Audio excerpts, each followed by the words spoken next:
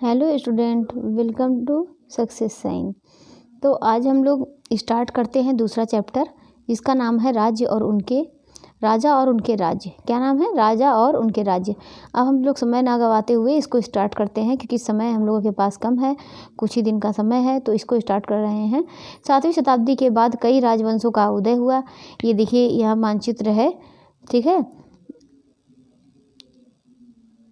अब आगे बढ़ते हैं कि नए राजवंशों का उदय।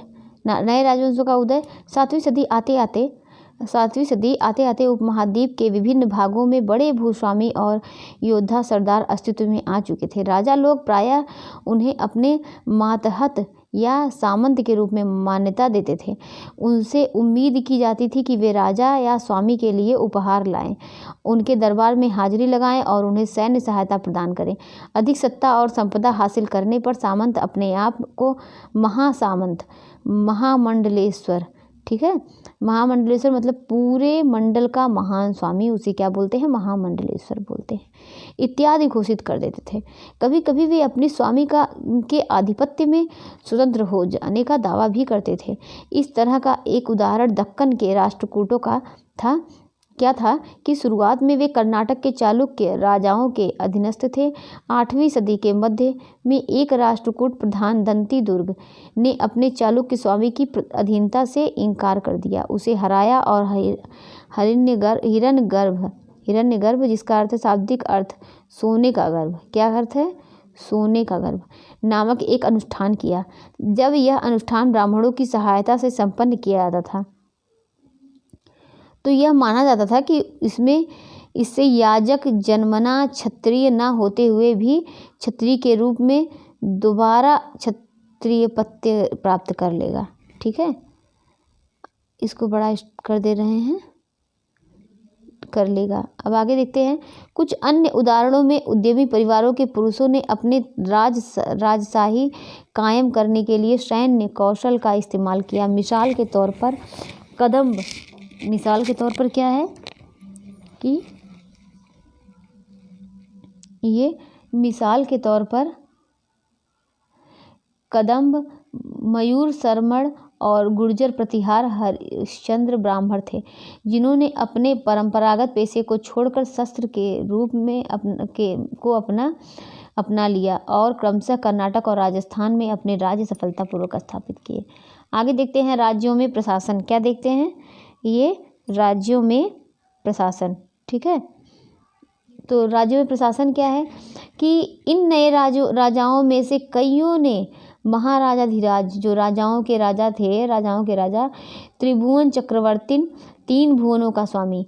तो महाधिराज का क्या अर्थ है? राजाओं के राजा, और त्रिभुवन चक्रवर्ती 3 भुवनों का स्वामी, और इसी तरह की अन्य भारी भरकम उपाधियां धारण की। लेकिन इस तरह के दावों के बावजूद वे अपने सामंतों और साथ साथ किसान, व्यापारी और ब्राह्मणों के संगठनों के साथ अपनी सत्ता की साझेदारी करते थे। अब आगे देखते हैं कि इन सभी राजाओं के उत्पादकों अर्थात किसानों, पशुपालकों, कारीगरों से संसाधन इकट्ठा किए जाते थे। इनको अक्सर अपने उत्पादों का एक हिस्सा त्यागने के लिए मनाया या बाध्य किया जाता था। कभी कभी इस हिस्से को लगान मानकर वसूला जाता था, क्योंकि प्राप्त करने वाला भूस्वामी होने का दावा करता था। राजस्व व्यापारियों से भी लिया जाता था, मतलब जो राजस्व किससे लिया जाता था? व्यापारी से भी राजस्व लिया जाता था। अब आगे देखते हैं 400 कर। तमिलनाडु में शासन करने वाले चोल वंश के अभिलेखों में विभिन्न किस्म की करों के लिए 400 से ज़्यादा सूचक शब्द मिलते हैं। कितने? 400 से। सबसे अधिक उल्लेखित कर में वेट्टी, जो नगद की बजाय जबरन श्रम से रूप में लिया जाता था। मतलब देखिए, कुछ चीज़ें इंपॉर्टेंट है। ये वेट्टी क्या है? वेट्टी, ठीक है, क्या है? तमिलनाडु में देखिए, तमिलनाडु में शासन करने वाले जो चोल वंश हैं उनके अभिलेखों को, मतलब इसमें 400 से ज़्यादा सूचक शब्द मिलते हैं। ठीक है, सबसे अधिक उल्लेखित क्या है? कर। ये कर क्या है? एक प्रकार का ये कर। वेट्टी क्या है? वेट्टी कर है। क्या है? वेट्टी कर है, ठीक है। और वेट्टी जो नगद की बजाय जबरन श्रम के रूप में लिया जाता था, नगद की बजाय जबरन श्रम के रूप में लिया जाता था, यानी जबरन श्रम और कदमाई यानी कि भू राजस्व थे। मकान पर छाजन डालने, ठीक है, पर लगने वाला कर, खजूर या ताड़ के पेड़ पर चढ़ने के लिए सीढ़ी का इस्तेमाल पर लगने वाला कर, और पारिवारिक संपत्ति का उत्तराधिकारी हासिल करने के लिए लगने वाले कर इत्यादि का उल्लेख मिलता है। मतलब इन सब चीज़ों पर कर लगता था, ठीक है। अब आगे देखते हैं कि ये संसाधन राजा की व्यवस्था का वित्तीय आधार बनते थे, साथ ही मंदिरों और दुर्गों के निर्माण में भी इस्तेमाल होते थे। संसाधन उन युद्धों को लड़ने में भी इस्तेमाल होते थे जिनसे लूट की शक्ल में धन मिलने की तथा जमीन और व्यापारिक मार्गों के प्रयोग की संभावनाएं बनती थी। आगे देखते हैं। राजस्व वसूली के लिए पदाधिकारियों की नियुक्ति सामान्यतः प्रभावशाली परिवारों के बीच से ही की जाती थी और प्रायः वंशानुगत होती थी। सेना में भी ऐसा ही होता था। कई बार राजा के निकट संबंधी ही इन ओहदों पर होते थे, ठीक है। आगे देखते हैं कि प्रशस्तियाँ और भूमि अनुदान। प्रशस्तियाँ और भूमि अनुदान क्या है? प्रशस्तियों में ऐसे ब्यौरे होते थे जो शब्दशः सत्य नहीं भी हो सकते थे, लेकिन ये प्रशस्तियाँ हमें बताती हैं कि शासक खुद को कैसा दर्शाना चाहते थे। मिसाल के लिए शूरवीर विजयी योद्धा के रूप में ये विद्वान ब्राह्मणों द्वारा रची गई थी। ये विद्वान जो है ब्राह्मणों द्वारा रची गई थी, जो अक्सर प्रशासन में मदद करते थे। आगे देखते हैं ये कि नागभट्ट की उपलब्धियाँ। नागभट्ट की क्या उपलब्धियाँ हैं? कई प्रशासकों ने प्रशस्तियों में अपने उपलब्धियों का बखान किया है। आपने पिछले साल गुप्त शासक समुद्रगुप्त की प्रशस्ति के बारे में पढ़ा है। ये देखिए इम्पोर्टेंट नहीं है। संस्कृत में लिखी गई ग्वालियर में पाई गई एक प्रशस्ति में प्रतिहार नरेश नागभट्ट के कामों का वर्णन प्रकार किया गया है।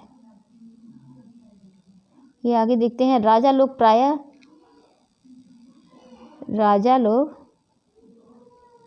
प्रायः ब्राह्मणों को भूमि अनुदान से पुरस्कृत करते थे, जो ये ताम्र पात्रों पर अभिलिखित होते थे। ये भूमि पाने वाले को दिए जाते थे, ठीक है। तो राजा लोग ब्राह्मणों को भूमि अनुदान से क्या करते थे? भूमि अनुदान से पुरस्कृत करते थे, और ये ताम्र पात्रों पे अभिलिखित होते थे। जो ताम्र पात्र होते थे उस पे क्या होता था? लिखित होते थे। आगे देखते हैं कि भूमि के साथ क्या क्या दिया जाता था। यह चोलों के द्वारा दिए गए एक भूमि का अनुदान तमिल भाग का एक अंश है। हमने मिट्टी के मेड़े बनाकर, साथ ही कांटेदार झाड़ियाँ लगाकर भूमि की सीमाओं को चिन्हित कर दिया है। इस भूमि पर ये चीज़ें फलदार वृक्ष, पानी भूमि, बगीचे, फलोद्यान, पेड़, कुएं, खुली जगह, चारागाह, एक गांव, बावी, चबूतरे, नहरें, खाइयाँ, नदियाँ, दलदली ज़मीन, हौज, अन्नागार, मछलियों के तालाब, मधुमक्खियों के छत्ते और गहरी झीलें, ये सब हैं, ठीक है। आगे देखते हैं कि जिसे यह भूमि मिलती है वह इससे कर वसूली कर सकता है। वह न्यायाधिकारियों द्वारा जुर्माने के तौर पर लगाए गए कर वसूल सकता है। पान के पत्तों पर लगने वाला कर, देखिए कर किस पे लगते थे? पान के पत्तों पर लगने वाला कर, बुने हुए कपड़ों पर लगने वाला कर, साथ ही वाहनों पर लगने वाला कर वसूल सकता है। वह पकी ईंटों के बने ऊपरी माले पर बड़े कमरे बनवा सकता है, बड़े और छोटे कुएं खुदवा सकता है, पेड़ और कांटेदार झाड़ियाँ लगवा सकता है, जरूरी हो तो सिंचाई के लिए नहर बनवा सकता है। उसे यह सुनिश्चित करना चाहिए कि पानी बर्बाद ना हो और तटबंधों का निर्माण हो, ठीक है। आगे देखते हैं कि 12वीं शताब्दी में एक बृहद संस्कृत काव्य भी रचा गया, जिसमें कश्मीर पर शासन करने वाला राजाओं का इतिहास दर्ज है। जिसे क्या करते? कश्मीर पर शासन करने वाला राजा जो कल्हड़ नामक एक रचनाकार द्वारा रचित किया गया है। किसके द्वारा? कल्हड़ द्वारा, ठीक है। कल्हड़ ने अपना वृत्तांत लिखने के लिए शिलालेखों, दस्तावेजों, प्रत्यक्षदर्शियों के वर्णनों और पहले के इतिहासों में समेत अनेक तरह के स्रोतों का इस्तेमाल किया। प्रशस्तियों के लेखकों से विभिन्न वह अक्सर शासकों और उनकी नीतियों के बारे में आलोचनात्मक रूप दिखलाता है। इसलिए 12वीं सदी के लिए यह असाधारण ग्रंथ था। ये त्रिपक्षीय संघर्ष देखते हैं। आपने यह गौर किया होगा कि इनमें से प्रत्येक शासक राजवंश का आधार कोई क्षेत्र विशेष था। वे दूसरे क्षेत्रों पर भी यह नियंत्रण करने का प्रयास करते थे। एक विशेष क्षेत्र रूप में वांछनीय क्षेत्र था गंगा घाटी में कन्नौज नगर। अब आगे देखते हैं। गुर्जर, प्रतिहार, राष्ट्रकूट और पाल वंशों के शासक सदियों तक कन्नौज के ऊपर नियंत्रण को लेकर आपस में लड़ते रहे। चूँकि इस लंबी चली लड़ाई में 3 पक्ष थे, कौन कौन पक्ष थे, इसलिए इतिहासकार ने प्रायः इसकी चर्चा त्रिपक्षीय संघर्ष के रूप में की है। ठीक है, क्या है कि गुर्जर प्रतिहार, राष्ट्रकूट और पाल वंश, ठीक है, इनके ऊपर क्या है कि शासक सदियों तक कन्नौज के ऊपर नियंत्रण के लेकर आपस में ये तीनों लड़ते थे। कौन कौन? देखिए यहाँ पर ये इंपॉर्टेंट है, गुर्जर प्रतिहार, राष्ट्रकूट, पाल वंश। ठीक है, किसमें? त्रिपक्षीय संघर्ष में ये तीनों शामिल थे, जो कि इन लोगों की लड़ाई आपस में बहुत बहुत लंबे समय तक चलती रही। ठीक, अब किस लिए लड़ाई चल रही थी? कन्नौज के ऊपर नियंत्रण करने के लिए आपस में ये लोग लड़ते रहे, गुर्जर प्रतिहार, राष्ट्रकूट और पाल वंश। ठीक, जिसे क्या कहते हैं? त्रिपक्षीय संघर्ष के रूप में जानी जाती है इस लड़ाई को। शासकों ने बड़े मंदिरों का निर्माण करवाकर भी अपनी सत्ता और संसाधनों का प्रदर्शन करने का प्रयास किया। इसलिए जब भी वे एक दूसरे के राज्यों पर आक्रमण करते थे तो मंदिरों को भी अपना निशाना बनाते थे, जो कभी कभी बहुत अधिक संपन्न होते थे। ठीक, अफगानिस्तान के गजनी का महमूद ऐसा ही एक शासक है। उसने धार्मिक पूर्वाग्रह से प्रेरित होकर उपमहाद्वीप पर 17 बार, कितना बार? 17 बार, ठीक है, 1000 से 1025 ईस्वी तक हमला किया। उसका निशाना था कि संपन्न मंदिर, जिसमें गुजरात का सोमनाथ मंदिर भी शामिल था। महमूद जो धन उठा ले गया, उसका बहुत बड़ा हिस्सा गजनी में एक वैभवशाली राजधानी के निर्माण में खर्च हुआ। युद्ध करने वाले दूसरे राजाओं में चाहमान भी थे, जो बाद में चौहान के रूप में जाने गए। वे दिल्ली और अजमेर के आसपास के क्षेत्र पर शासन करते थे। उन्होंने पश्चिम और पूर्व की ओर अपने नियंत्रण क्षेत्र का विस्तार करना चाहा। यहाँ उन्हें गुजरात और चालुक्य और पश्चिमी उत्तर प्रदेश के गढ़वालों से टक्कर लेनी पड़ी। चाहमान शासक पृथ्वीराज तृतीय जो है, जिसने सुल्तान मोहम्मद गोरी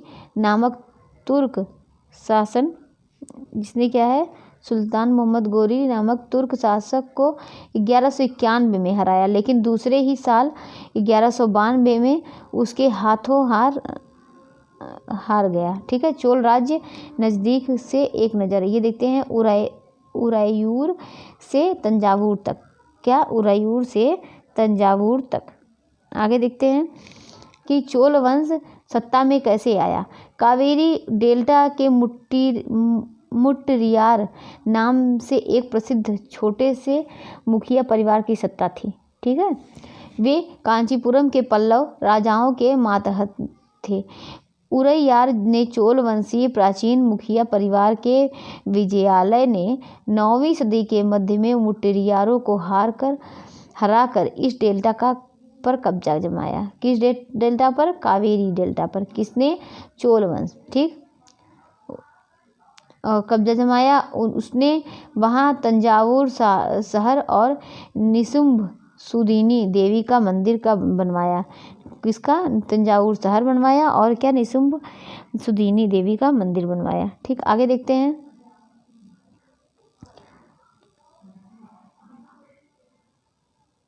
ये विजयालय जो के क्या है कि उत्तराधिकारियों ने पड़ोसी इलाकों को जीता और इसका राज्य अपने क्षेत्रफल तथा शक्ति दोनों रूपों में बढ़ता गया।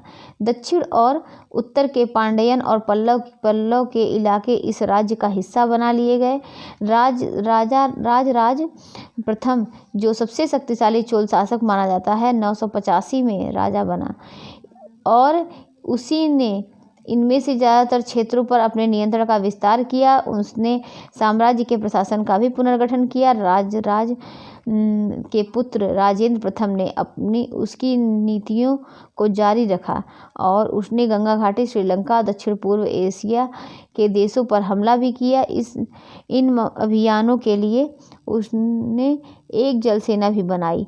अब ये देखिए आगे है कि भव्य मंदिर और कांस्य मूर्ति कला। राज और राजेंद्र प्रथम द्वारा बनाए गए तंजावुर और गंगई कोंड चोलपुरम, यहाँ तो देखिए नाम भी बहुत अलग अलग है, के बड़े मंदिर स्थापत्य और मूर्तिकला की दृष्टि से एक चमत्कार है। ये देखिए गंगई कोंड चोलपुरम का एक मंदिर है, ठीक है। चोल मंदिर अक्सर अपने आसपास विकसित होने वाले बस्तियों के केंद्र बन गए।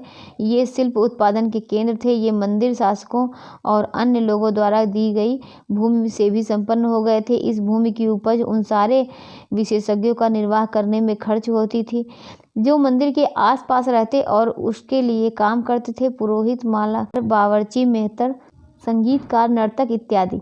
दूसरे शब्दों में मंदिर सिर्फ पूजा आराधना के स्थान नहीं थे, वे क्या थे? वे आर्थिक, सामाजिक और सांस्कृतिक जीवन के केंद्र भी थे। मंदिर के साथ जुड़े हुए शिल्पों में सबसे विशिष्ट था कांस्य प्रतिमाएं बनाने का काम। चोल कांस्य प्रतिमाएं संसार की सबसे उत्कृष्ट कांस्य प्रतिमाओं में गिनी जाती थी। ठीक, आगे देखते हैं। ज़्यादातर प्रतिमाएं तो देवी देवताओं की ही होती थी, लेकिन कुछ प्रतिमाएं भक्तों की भी बनाई गई थी। कृषि और सिंचाई। चोलों की कई उपलब्धियां कृषि के हुए नए विकासों के माध्यम से संभव हुई। कावेरी नदी बंगाल की खाड़ी में मिलने से पहले कई छोटी छोटी शाखाओं में बढ़ जाती है। ये शाखाएं बार बार पानी में उलीचती है, जिससे किनारों पर उपजाऊ मिट्टी जमा होती है। शाखाओं का पानी कृषि, विशेषतः चावल की खेती के लिए उसकी आवश्यक आर्द्रता भी मुहैया कराता है। हालांकि तमिलनाडु के दूसरे हिस्सों में कृषि पहले ही विकसित हो चुकी है, पर 5वीं या 6ठी सदी में आकर ही इस इलाके में बड़े पैमाने पर खेती शुरू हो पाई। कुछ इलाकों में जंगलों को साफ किया जाना था और कुछ दूसरे इलाकों में ज़मीन को समतल किया जाना था। डेल्टा क्षेत्रों में बाढ़ को रोकने के लिए तटबंध बनाए गए थे और पानी के खेतों तक ले जाने के लिए नहरों का निर्माण होना था। कई क्षेत्रों में एक साल में 2 फसलें उगाई जाती थीं। कई जगहों पर फसलों की सिंचाई कृत्रिम रूप से करना जरूरी था। सिंचाई के लिए कई पद्धतियां अपनाई जाती थी। कुछ इलाकों में कुएं खोदे गए, कुछ अन्य जगहों में बारिश के पानी को इकट्ठा करने के लिए विशाल सरोवर बनाए गए। ठीक है। स्मरण रहे कि सिंचाई के काम में योजना की ज़रूरत होती है, जैसे श्रम और संसाधन को व्यवस्थित करना, इन कामों की देखरेख करना और यह तय करना कि पानी का बंटवारा कैसे किया जाए। ज़्यादातर नए शासकों साथ ही साथ गांव में रहने वाले लोगों ने इन गतिविधियों में सक्रिय रूप से दिलचस्पी दिखाई। साम्राज्य का प्रशासन। आगे देखते हैं कि साम्राज्य का प्रशासन क्या है। प्रशासन किस प्रकार संगठित था। किसानों की बस्तियां क्या कहलाती थी? उर कहलाती थी। क्या कहलाती थी? उर। ये देखिए, किसानों की बस्तियां क्या कहलाती थी? उर कहलाती थी। सिंचित खेतों के साथ बहुत समृद्ध हो गई थी। इस तरह के गांवों के समूह को और किसानों की बस्तियां उर कहलाती थी और गांवों के समूह को क्या कहते थे? नाडू कहा जाता था। देखिए, यही सब इम्पोर्टेंट है, ग्राम परिषद और नाडू। ठीक है, जो गांव का समूह था, मतलब ग्राम परिषद और क्या गांव का समूह जो है, न्याय करने और कर वसूलने के कई प्रशासकीय कार्य करते थे। धनी किसानों को केंद्रीय चोल सरकार की देखरेख में नाडू के कामकाज। नाडू कौन था? नाडू जो है वो गाँव का समूह था। ठीक। उर क्या कहलाती थी? उर किसको कहते थे? किसानों की बस्तियां कहलाती थी उर। ठीक। धनी किसानों को केंद्रीय चोल सरकार की देखरेख में नाडू को कामकाज में अच्छा खासा नियंत्रण हासिल था। उनमें से कई धनी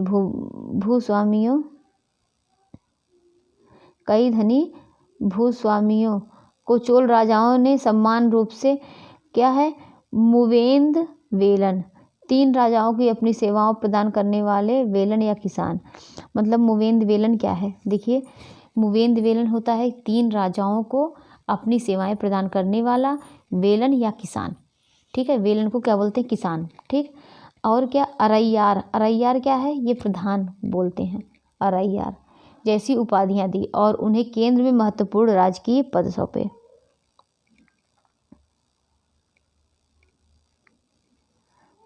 आगे देखते हैं भूमि के प्रकार।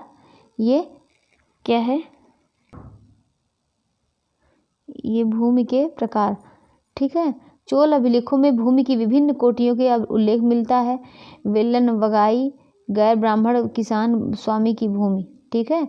ब्रह्मदेव ब्राह्मणों को उपहार में दी गई भूमि को ब्रह्मदेव बोलते। शाला भोग किसी विद्यालय के रखरखाव के लिए भूमि। देवदान तिरुनमट्टकन्नी, ठीक है, क्या है, मंदिर को उपहार में दी गई भूमि। और पल्ली चंदम, ठीक, क्या कहलाती, जैन स्थानों में दान दी गई भूमि। यही सब देखिए, यही सबसे क्वेश्चन बनते हैं।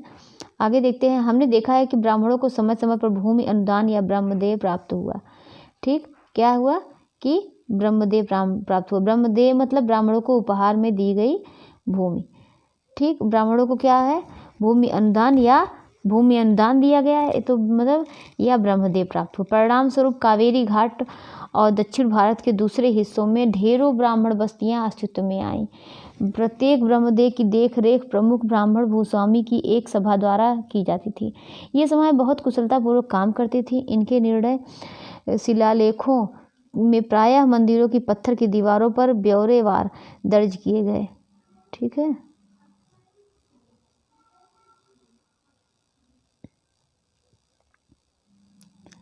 ब्यौरेवार दर्ज किए गए।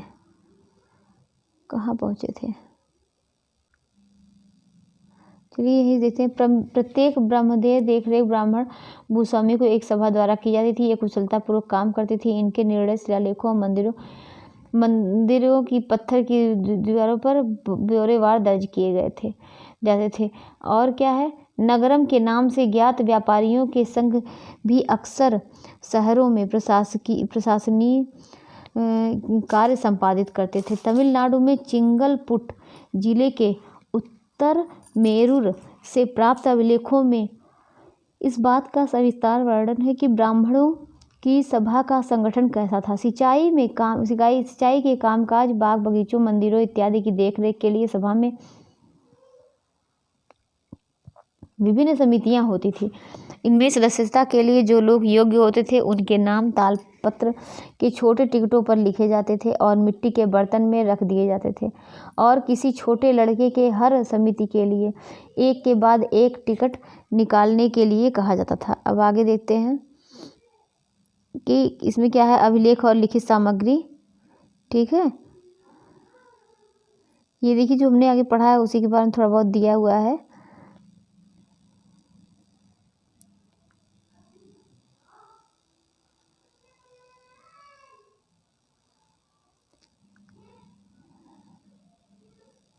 ठीक है, अब ये देखिए, अब इसमें कुछ इम्पोर्टेंट नहीं है, ये पूरा ख़त्म हो चुका है। अब नेक्स्ट डे हम लोग दूसरा चैप्टर इसको पढ़ेंगे। आज ये चैप्टर पूरा ख़त्म हुआ।